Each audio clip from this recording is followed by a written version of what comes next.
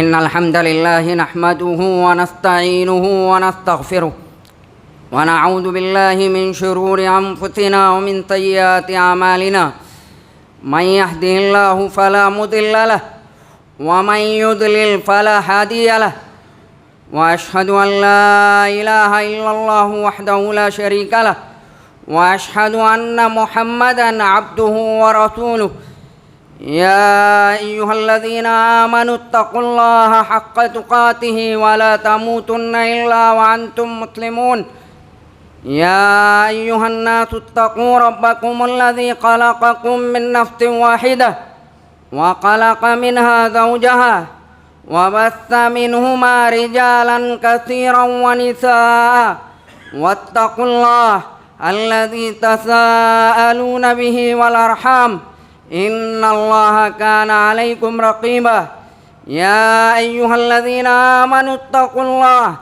وقولوا قولا سديدا يصلح لكم أعمالكم ويغفر لكم ذنوبكم ومن يطع الله ورسوله فقد فاز فوزا عظيما فإن أصدق الحديث كتاب الله وخير الهدي هدي محمد صلى الله عليه وسلم وشر الأمور محدثاتها وكل محدثة بدعة وكل بدعة ضلالة وكل ضلالة في النار. مسلمانوں، حقیقی معنوں میں اللہ کا تقوی اختیار کرو. اعلانیہ و پوشیدہ تمام اعمال میں اسے اپنا نگران و نگہباں سمجھو. اعمال صالحہ کے ذریعے اللہ کا تقرب حاصل کرنے کی کوشش کرو.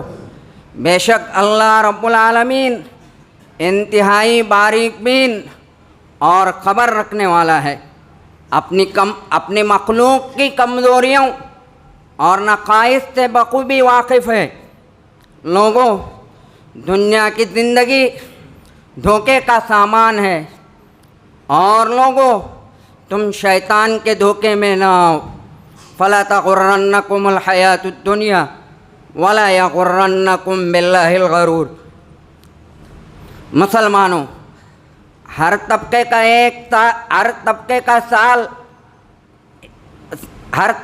ایک سال میں ایک آخری مہینہ ہوتا ہے جس میں وہ اپنے سارے اعمال کا جائزہ لیتا ہے. جیسے پڑھنے پڑھانے والوں کا سال، تاجروں کا سال، کسانوں کا سال، اسی طرح ذی الحجہ کا مہینہ اسلامی سال کا آخری مہینہ ہے. لیکن ہمارے لوگوں کو معلوم نہیں کہ اسلامی سال کے کتنے اور کون کون سے مہینے ہیں. ہر چیز میں انگریزی کیلنڈر کو فوقیت دی جا رہی ہے.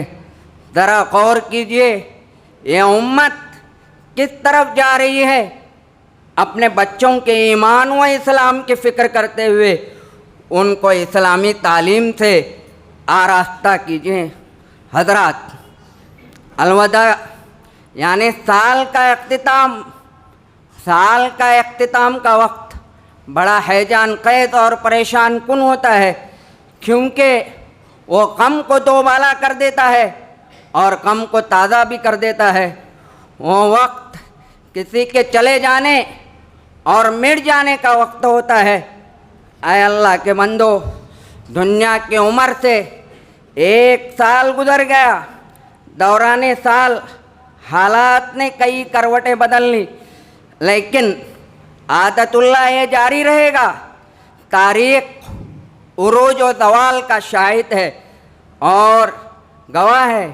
عالم اسلام اور ہندوستان میں مسلمان کتنے مصائب اور آلام کا شکار ہوئے. قوموں کی زندگی میں ایسے حالات آتے ہیں جہاں اپنا وجود بھی خطرے میں نظر آتا ہے.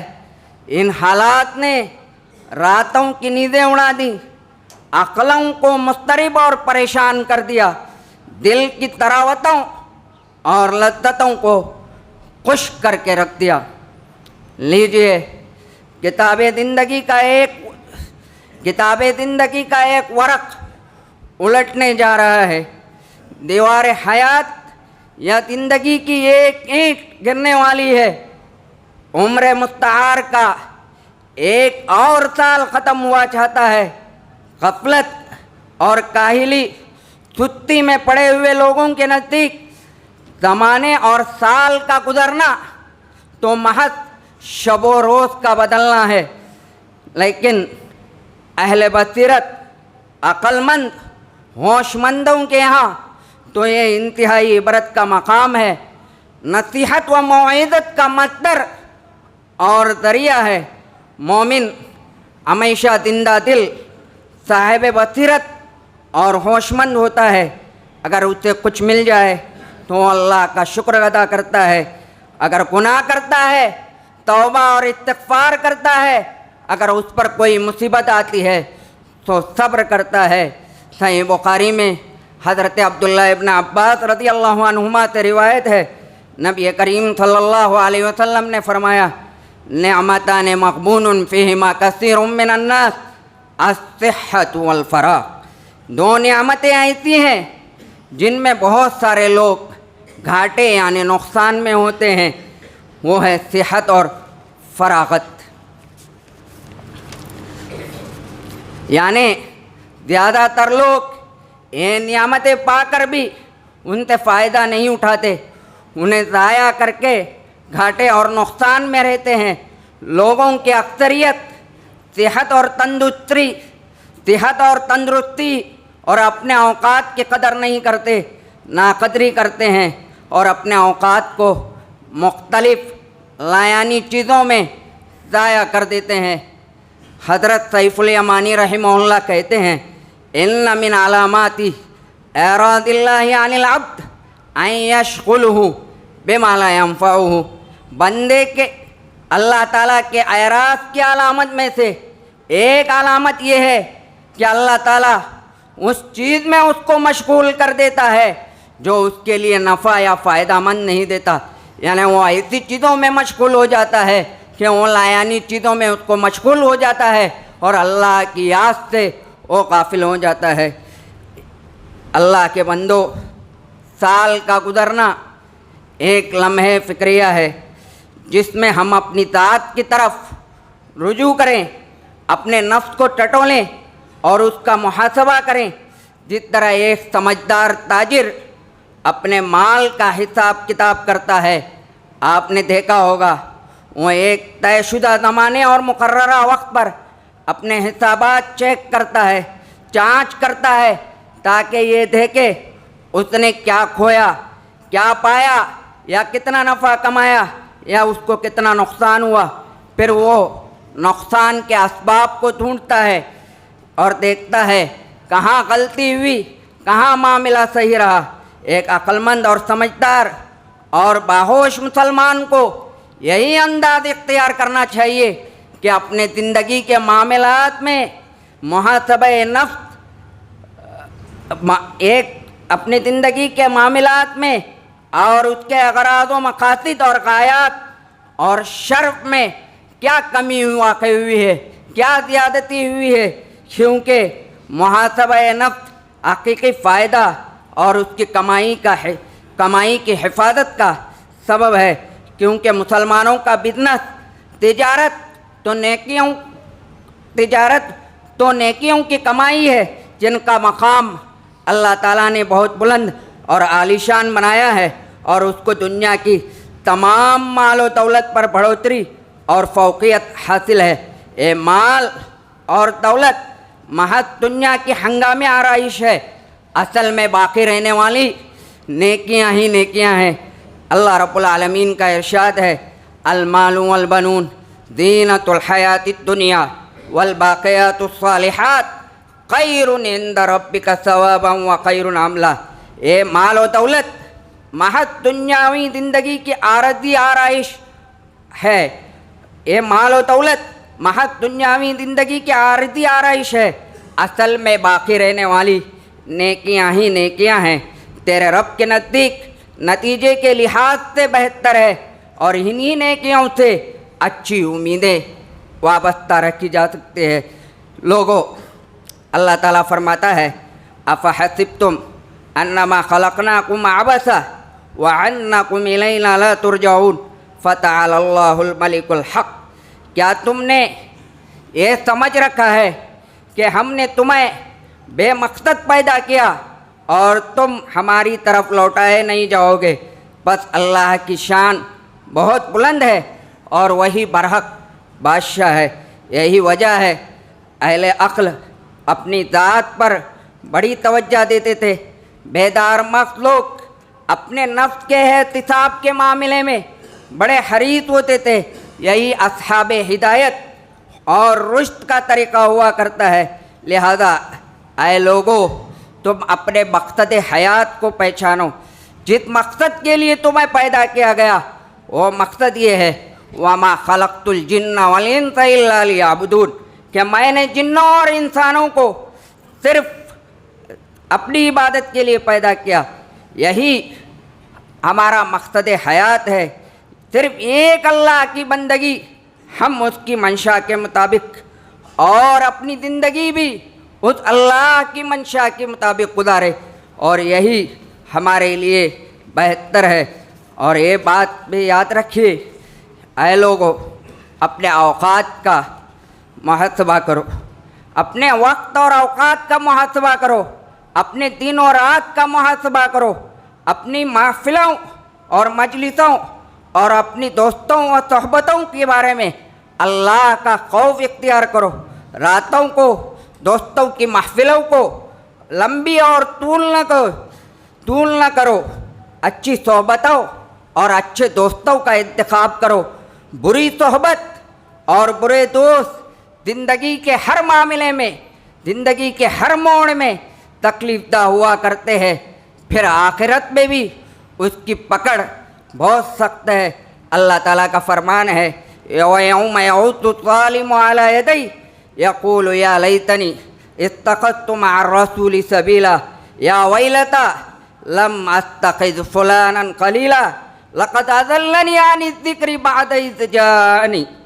اس دن ظالم اپنے ہاتھوں کو چبا چبا کر کہے گا، کاش میں نے رسول کے ساتھ اپنی روش اختیار کی ہوگی، ہے افسوس، اے کاش میں نے فلاں شخص کو اپنا دوست نہ بنایا ہوتا، اس لیے کہ میرے پاس نصیحت آ جانے کے بعد مجھے ورگلایا۔ اے لوگو، اے نوجوانوں، راتوں کی مجلسوں اور محفلوں کو طول دینے سے باز آ جاؤ، جس سے تمہاری تہجد اور فجر کی نماز ضائع ہو، جبکہ فجر کی نماز فرض ہے، جس کے چھوٹنے پر اللہ کی بارگاہ میں کوئی عذر بھی قبول نہیں۔ پھر یہ بات بھی صحیح اور درست نہیں، جو وقت اللہ نے نیند کے لیے بنایا اسے جاگ جاگ کر گزارو۔ اللہ رب العالمین کا ارشاد ہے، وَمِن رَحْمَتِهِ جَعَلَ لَكُمُ اللَّيْلَ وَالنَّهَارَ لِتَسْكُنُوا فِيهِ وَلِتَبْتَغُوا مِن فَضْلِهِ وَلَعَلَّكُمْ تَشْكُرُونَ۔ یہ اس کی رحمت ہے، اس نے تمہارے لیے دن و رات بنائے تاکہ تم رات کو آرام کر سکو اور دن کو اس کا فضل یعنی رزق تلاش کرو تاکہ تم شکر گزار بن جاؤ۔ اس طرح نوجوانوں، راتوں کو دیر رات تک موبائل، طرح طرح کے گیمز یا کھیل، انٹرنیٹ یا کشتی میں مشغول نہ ہو، بلکہ اپنی نوجوانی اور زندگی کو غنیمت سمجھو، جیسا کہ مشہور حدیث میں ہے، اقتنم خمسا قبل خمس کے ضمن میں شبابک قبل حرمک، اپنی جوانی کو بڑھاپے سے پہلے غنیمت سمجھو۔ اپنے فارغ اوقات کو، اے نوجوانوں، اپنے فارغ اوقات کو حفظ قرآن میں، دینی تعلیم میں یا پھر فائدہ مند کاموں میں لگاؤ، اور اپنے اوقات کو قیمتی جانو۔ زندگی کا ہر لمحہ قیمتی ہے۔ اے لوگو، اپنے جماعتی و منہجی اختلافات میں اللہ سے ڈرو، اپنا محاسبہ کرو اور اپنا احتساب کرو۔ افسوس اس بات کا ہے، ہم میں سے ایسے افراد کی کمی ہے جو اپنے نفس اور اعمال کا محاسبہ کرتے ہیں۔ عوام سے لے کر اہل علم تک ان اختلافات میں پڑی ہوئی ہے، دوسروں کے عیوب کے متلاشی رہتی ہے۔ لہذا آئے لوگوں، آپسی اختلافات میں اپنا محاسبہ کرو، آپسی اختلافات میں اپنا محاسبہ کرو، کیونکہ یہی محاسبہ انسان کو اس کے نفس کی غلطی کی طرف رہنمائی کرتا ہے اور اس کا کردار اور اس کا رویہ صحیح کرا دیتا ہے اور اس کو افتراق و انتشار اور گروہ بندی تعصب سے بچاتا ہے۔ اختلافات کرنے والوں کو، اختلاف کرنے والوں کو اللہ تعالیٰ کا یہ فرمان بھی سامنے رکھنا چاہیے۔ اللہ تعالیٰ فرماتا ہے، اعوذ باللہ من الشیطان الرجیم، یا ایھا الذین آمنوا اتقوا اللہ ولتنظر نفس ما قدمت لغد واتقوا اللہ ان اللہ خبیر بما تعملون ولا تکونوا کالذین نسوا اللہ فانساہم انفسہم اولئک هم الفاسقون لا يستوي اصحاب النار واصحاب الجنہ اصحاب الجنت هم الفائزون۔ اے وہ لوگو جو ایمان لائے ہو، اللہ سے ڈرو۔ ہر شخص تم میں سے یہ دیکھے اس نے کل کے لیے کیا سامان چھپا کر رکھا ہے، اور اللہ سے ڈرتے رہو، یقیناً وہ تمہارے اعمال سے باخبر ہے جو تم کرتے ہو۔ ان لوگوں کی طرح مت ہو جانا جو اللہ کے حکام کو بھول گئے، اللہ نے انہیں خود اپنا نفس بلا دیا۔ یہی لوگ فاسق ہیں۔ دوزخ میں جانے والے اور جنت میں جانے والے دونوں برابر نہیں ہو سکتے۔ جنت میں جانے والے لوگ ہی اصل میں کامیاب ہونے والے ہیں۔ یہ سال ہمیں رخصت ہونے پر یہ پیغام دے رہا ہے کہ یہ دنیا سرائے فانی ہے، یہ امتحان گاہ اور آزمائش ہے جس کا ہر لمحہ ہمارے لیے سونے سے زیادہ قیمتی ہے۔ یعنی دنیا کے مہینے، سال، ہفتے، دن، گھنٹے، منٹ، سیکنڈ یوں ہی گزرتے رہیں گے، صبح و شام کی آمد ہوتی رہے گی اور ہم موت کے قریب تر ہوتے جائیں گے۔ ابھی وقت ہے اپنا احتساب اور محاسبہ کرے۔ خود احتسابی دنیا کا مشکل ترین کام ہے اور زندہ قومیں اپنا احتساب کرتی رہتی ہے، کیونکہ یہ انسان کو اس کی حقیقت کا پتہ دیتی ہے اور اس کے غرور اور تکبر کو توڑ کر کے رکھ دیتی ہے۔ اور خود احتسابی دنیا کا مشکل ترین کام ہے۔ زندہ قومیں اپنا احتساب کرتی رہتی ہے کیونکہ یہ انسان کو حقیقی تصویر اور سچی تصویر دکھاتا ہے۔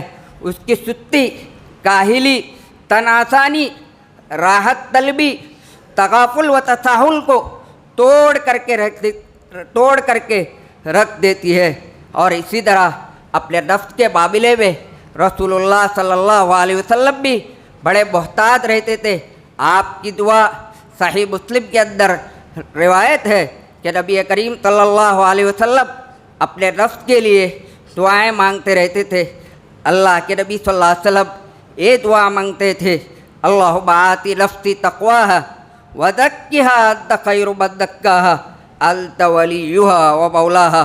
ہم بھی صبح و شام ان دعاؤں کو اور جو اذکار اللہ کے نبی صلی اللہ علیہ وسلم سے منقول ہے ان کو پڑھتے رہے۔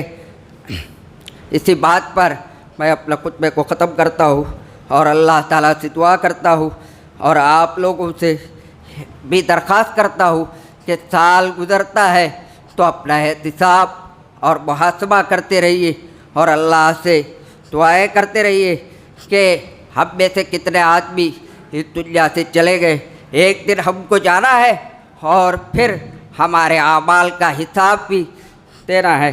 اللہ تعالیٰ ہم سب کو اپنا احتساب اور محاسبہ کرنے کی توفیق دے۔ اے اللہ، ہم میں سے جو مریض ہے ان کو شفائے کاملہ عطا فرما۔ اے اللہ، تمام مسلمان مریضوں کو شفا یاب کر دے۔ بارک اللہ لی ولکم بالقرآن العظیم ونفعنی وإیاکم بالآیات والذکر الحکیم۔ اقول قولی ھذا واستغفر اللہ لی ولکم ولسائر المسلمین فاستغفروہ انہ هو الغفور الرحیم.